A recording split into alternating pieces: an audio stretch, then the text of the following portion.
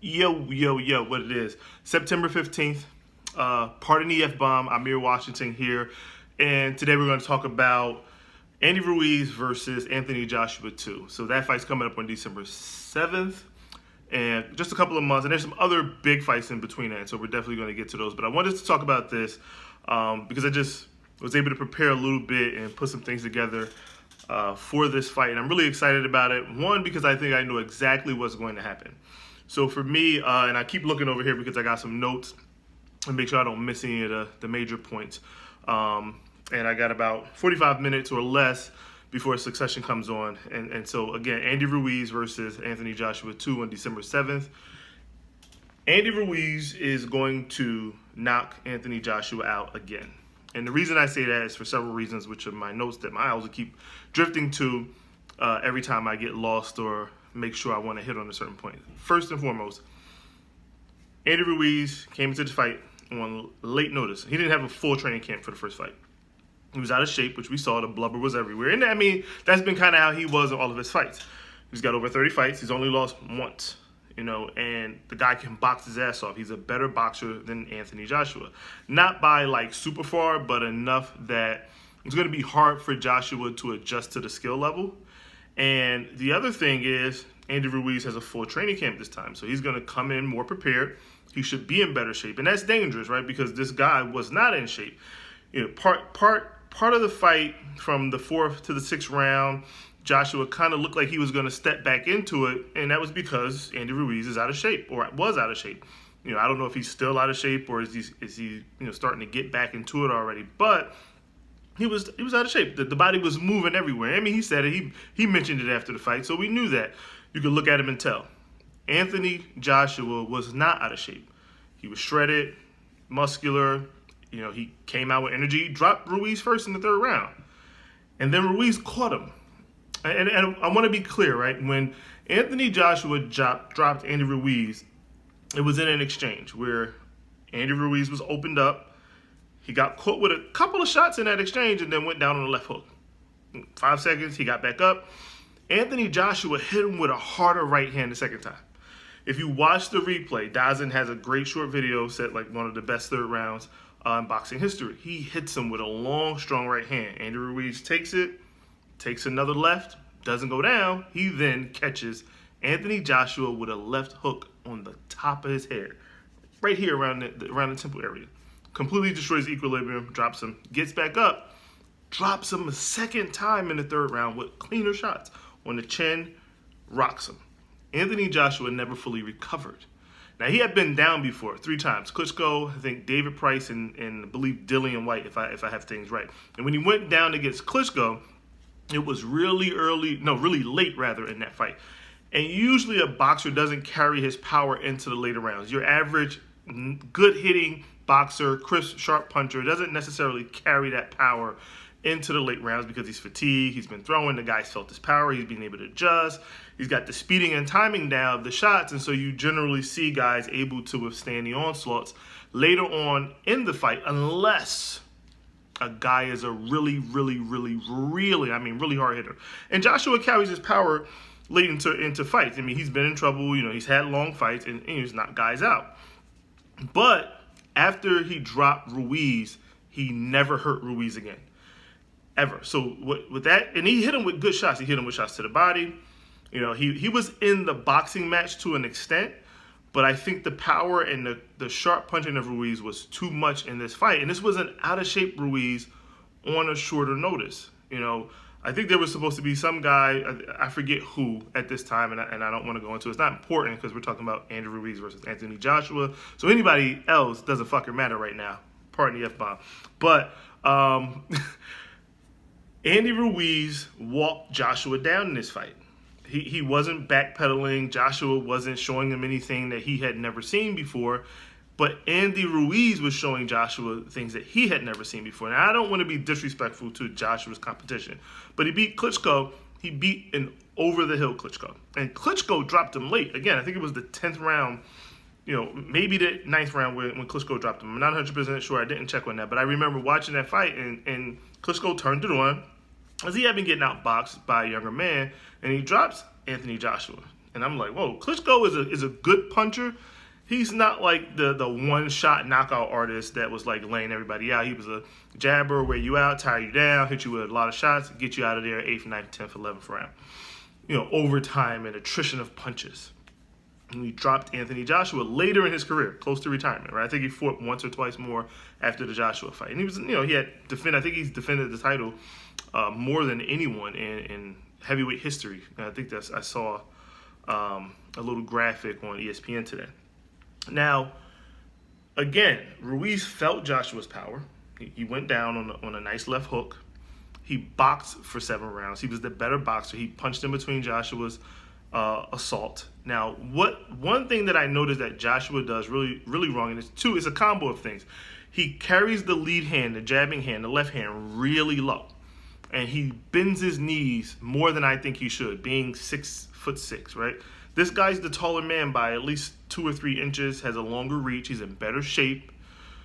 There's no reason why he should be fighting inside on Andy Ruiz, but he was, and he was actually having a better time on the inside. And his body shots, he only threw the jab to the body most of the time, and it wasn't that effective. He would hit Ruiz would slow down, but when Ruiz ducked to his body, he didn't like it a lot.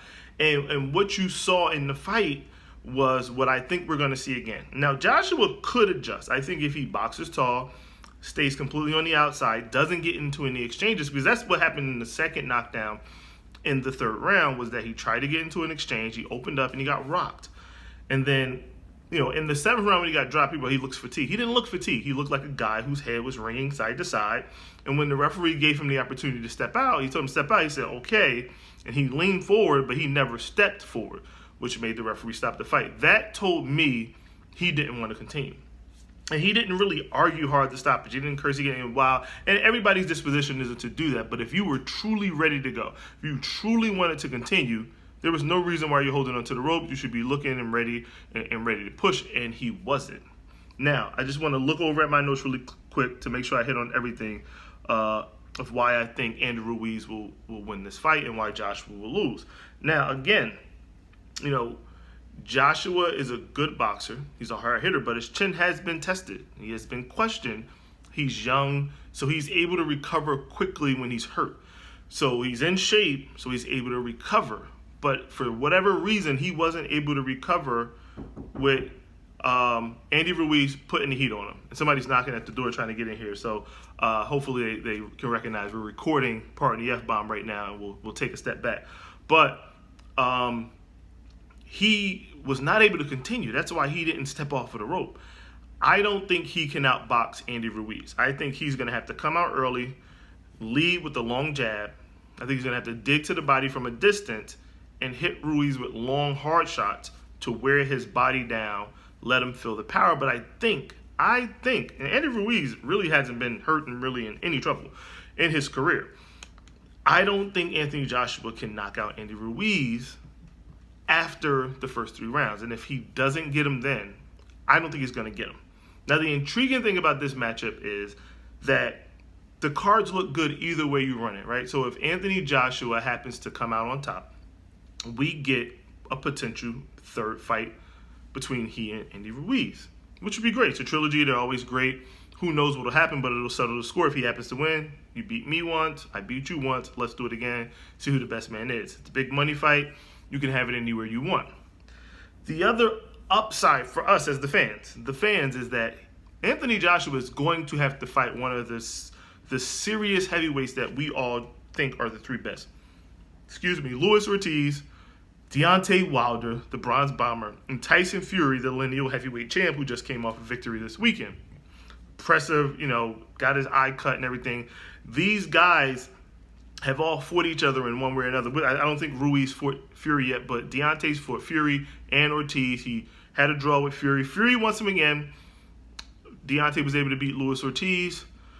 So these guys are willing to fight each other. They want to fight each other. And the impressive thing about Andy Ruiz is that Andy Ruiz wants wants Tyson Fury and Deontay Wilder too. So you have a heavyweight champion now who just took the titles from Anthony Joshua, who's going to fight him again, who, if he wins, he wants to fight those guys. And this is what we want. This was the big criticism with Anthony Joshua, is that he seemed to only want to fight in the UK. He came to the United States, he gets knocked out. Tyson Fury's been to the United States a few times. Deontay Wilder and Andy Ruiz are from the United States. They fight in the United States. They're willing to travel to fight. Anthony Joshua cannot avoid these guys anymore. You have to fight the other champions.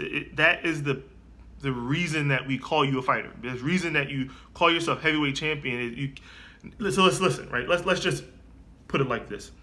You can't be the champion if you don't fight the best fighters out there. I don't care who the other good guys are. There's Dillian White, there's David Haye, there's Joseph Parker. There are a lot of good heavyweight fighters, legitimate contenders. No disrespect to these guys. They are not who the boxing world, that means us fans, the pundits, the media, whoever, the people who set the rankings, they are not who everyone thinks are the top heavyweights. The top heavyweights, 1 and 2, after Ruiz and Joshua, and really I think they're ahead of them because they fought each other and because Deontay Wilder has fought Luis Ortiz, who's probably one of the most dangerous guys without a title, is that they're willing to fight, they want to fight, and you have to fight these guys to prove you're the best. Muhammad Ali, people talk about him, he wasn't the biggest, strongest heavyweight, but he fought everyone in his era who anyone considers to be the best. And you can't call yourself the best just because you've got an undefeated record. An undefeated record does not make you the best. It makes you a guy who's never lost. The other thing that says something about that is that sometimes it makes you the guy that's not willing to take a risk.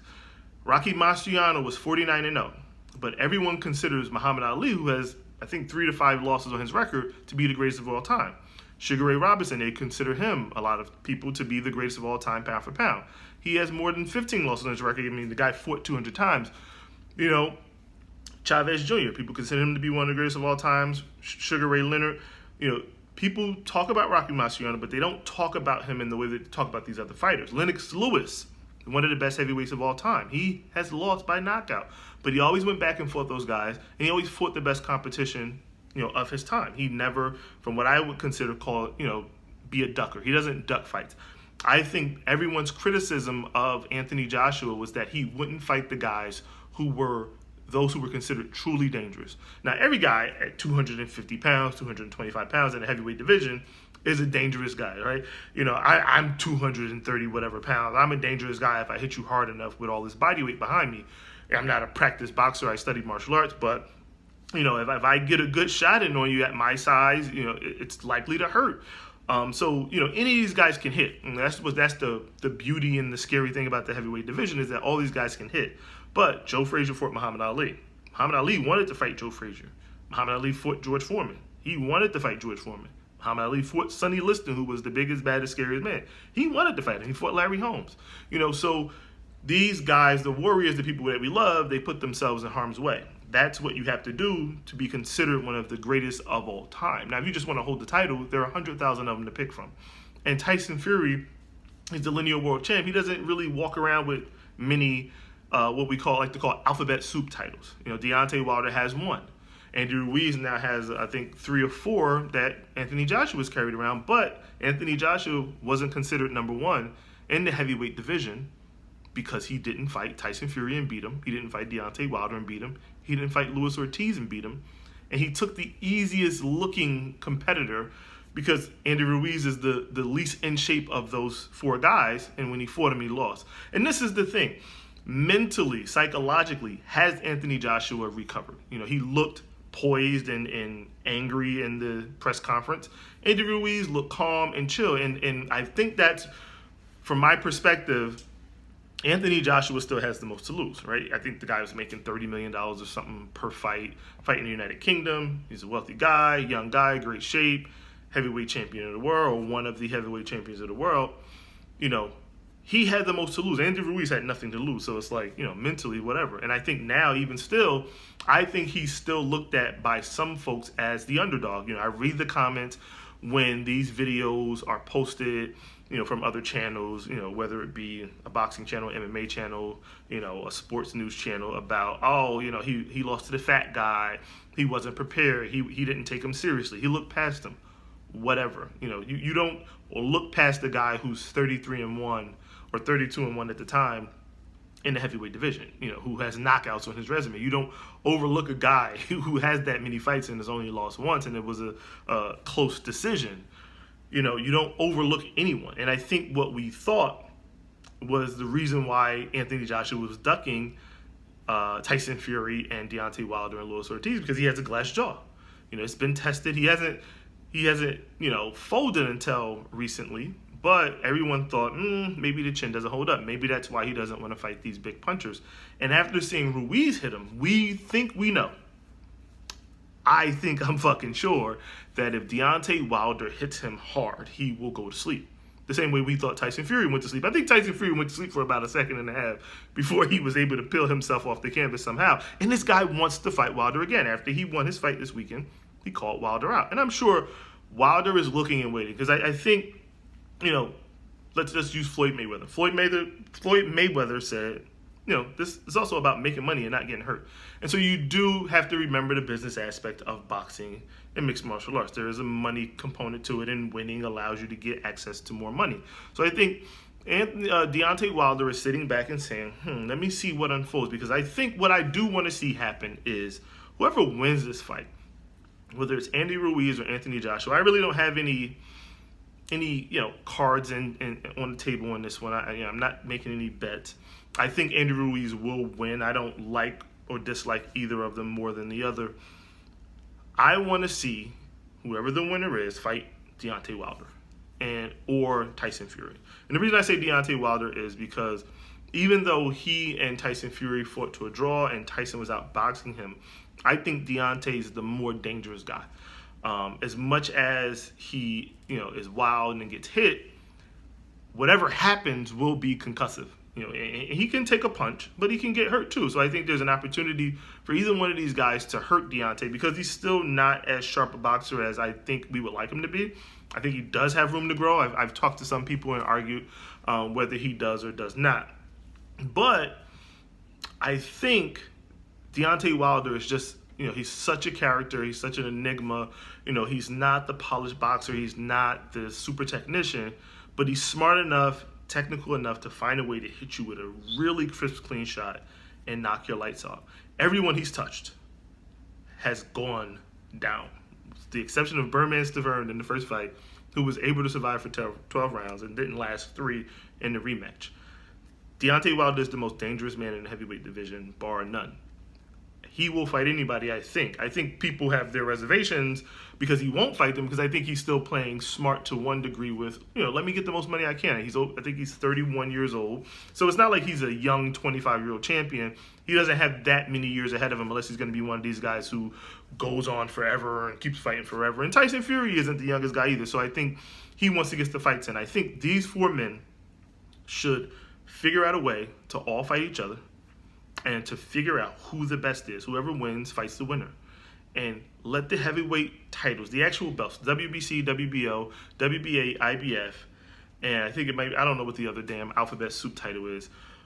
Those titles need to go to one man. We need one heavyweight champion. We need the man who beat the man to have all the titles. We need the guy with all the titles. I'm tired of all these championships. And that's why, I love the UFC because for each weight division, there's one title.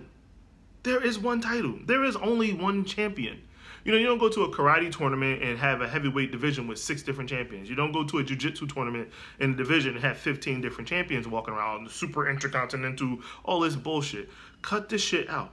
There's one champion, the guy who beat the guy who beat the guy. Right now, that's Tyson Fury. Right now, number 2 guy in terms of being the heavyweight champion in my book is Deontay Wilder. Everybody who he's fought has gone to sleep. He drew with the lineal champion. And if he had not gotten up, he would have been the lineal champion. And he fought the lineal champion. He didn't run. He didn't, because I think, there's enough money to be made. I think boxing has to come where MMA has started and always been, is where a guy loses and it's not the end of the freaking world. He can get another fight. And that's supposed to go all the way down to the bottom of the dung heap because you lost one fight, especially when you fight the best fighter in the world. It's like Canelo Alvarez lost to Floyd Mayweather. Everybody lost to Floyd Mayweather. Whatever you think of Mayweather, no matter who he fought and when, we can talk about that later. That's a different conversation. But whatever you think of Mayweather, if you lose to Floyd Mayweather, it's like big fucking deal. You were the betting underdog when you fought Mayweather. Everyone, ever since he became the cash cow after he beat De La Hoya, was the betting underdog. Floyd Mayweather. Nobody could penetrate the defense. Nobody could figure him out. If you couldn't knock him out in 4 rounds, you were going to lose. And that's what happened to De La Hoya. I think De La Hoya actually won 5 rounds. Zab Judah was like 2-2 or 3-1, depending on how you want to look at it.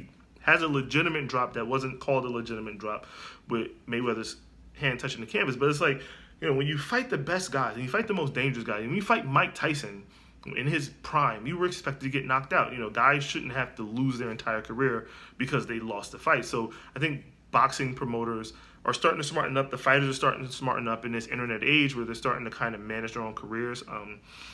Floyd and De La Hoya really were the blueprint of that, where the fighter starts to take more of a lead role in promoting and it's not letting the promoter kind of handle everything. But I think because of that, us as fans, the true fans, the hardcore fans, we care less about who the hell's wearing the title. It's just like in MMA, Jorge Masvidal and Nate Diaz are getting ready to fight. We don't give a fuck that there's no title. We know these are two of the baddest guys on the planet who are going to lock horns inside the octagon and give it everything they have. That's what we want to see. I don't care who's wearing a belt. You can go buy a belt. I mean, you have to pay a fee to keep the belt. So a guy can win a title and not pay the goddamn walking around fee, whatever the hell it's called. And, he loses the title, he gets stripped of it. And the guys want to fight the best guys. I mean, we need warriors. And it's, no disrespect to anyone who is not in the talk, but we want to see you. We want to see the upsets, but we want to see the top guys fight the top guys. We don't ever want to see, Floyd Mayweather, Manny Pacquiao at one time. I think back between 2006 and 2008 were number 1 and number 2 in the pound for pound rankings, and they're in the same division, and they didn't fight for like almost 10 years. Like, it's unacceptable.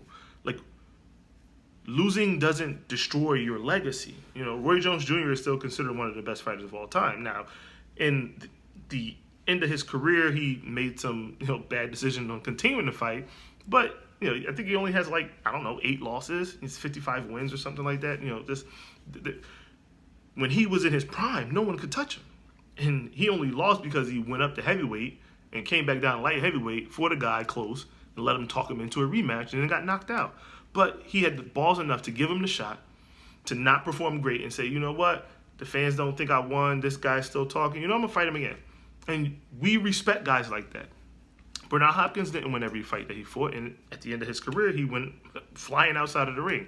But we still love the executioner. We want the best fights. So Anthony Joshua, if you ever see this video, whether you win or lose this fight, and I'm happy that you lost this fight and you're taking a rematch, because you could have easily said or been, mentally weak enough to say, I don't want that again. To take the tough fights. Fight Anthony Joshua, win, lose, fight Deontay Wilder, win, lose, or draw. Fight Tyson Fury, win, lose, or draw. Fight Luis Ortiz, win, lose, or draw. Because, yes, there's downside if you lose. And it's easy for me to talk sitting in a chair in my house and not being in the ring. I've been on the dojo floor. I've been in karate tournaments. I've been kicked in the face in black belt tests and, had bruises, but I'm not a professional fighter. I make my living sitting at a desk in a chair. So, you can feel how you want to feel about my perspective. But when history remembers, when the people who write, because the boxers aren't the ones who get to write the history or spend their time writing the history, it's the commentators and the opinion bloggers and the website writers and the magazine and book writers who determine who is the best. The conversation rages on, but voices, like Burt Sugar and Emmanuel Stewart when he was alive, and Jim Lampley, George Foreman now, Roy Jones Jr. now, Antonio Tarver, MMA, Joe Rogan. Those are the guys, and Dana White. Those are the guys who say who's the best. Those are the guys who get to vote in the Hall of Fame. And not to say that Anthony Joshua doesn't have or won't have a Hall of Fame career, but we will, for the next 40 years, while most of us will be able to live, or 50 years, we'll remember, he never fought this guy or that guy. And it's important because we want to see the fights. You'll make more money fighting the fights that the fans want to see. Look, Conor McGregor is a perfect example. He talked his way into some of the biggest fights in MMA and now boxing history, and he made more money losing to Floyd Mayweather than he did winning against some random guy, as he's building his career. He made money losing to Nate Diaz by rear naked choking, fighting a rematch, and going after Nate. So whatever you think about Conor, he's cut from the cloth of, I'm going to fight the best guys. He fought Khabib Nurmagomedov and lost and wants to fight him again because he's built like a fighter. His mentality is a fighter. His mentality is, you take your licks, you get up, you go again. That's why we all love Mike Tyson. It's not only the underdog story, the guy from the hood, but it's the guy who's willing to fight anyone at any time, no matter what, win, lose, or draw, and see what comes out. And now he's hugging Evander Holyfield and making comedy shows and shit. So good luck to Anthony Joshua and Andy Ruiz. My prediction is Andy Ruiz in another knockout within 8 rounds. I don't think Anthony Joshua can outbox Ruiz. I don't think he can knock him out unless it's very early. He does have the ability. He's a big man. He hits hard to win the fight. Hopefully he's mentally ready. Hopefully he's physically ready. I think he will be. He's always looked great from a physique standpoint. Hopefully Andy Ruiz hasn't taken this big payday, got his Bentley in his mansion, and started to get lazy, and he's still as hungry as he was on the night that he won the championship from Anthony Joshua. So I got about 20 minutes. I'm going to get some wine, go hang with my wife, watch Succession, and then tonight or tomorrow we'll be back with the prediction of Errol Spence and Sean Porter. Me and my brother had a long texting conversation yesterday about who we think will win, but Crawford came up, Manny Pacquiao came up, of course, and some other guys. So, thank you guys for watching. Please, if you enjoyed this video, my perspective, like, subscribe, follow me on Instagram at PardonTheFBomb. Also, I just launched my Teespring site. I'm going to read it off to you because I don't have even 10 subscribers yet on YouTube, and you need 1,000 subscribers plus 4,000 watch hours to do monetization. So it is teespring.com /stores/pardon-the-f-bomb. You can support the channel, myself, bring content by buying a t-shirt or a hoodie and the other merchandise and apparel that we'll put up on that. So again, like and subscribe, hit that notification bell. I'm Amir Washington, Pardon the F-Bomb. Thanks for watching.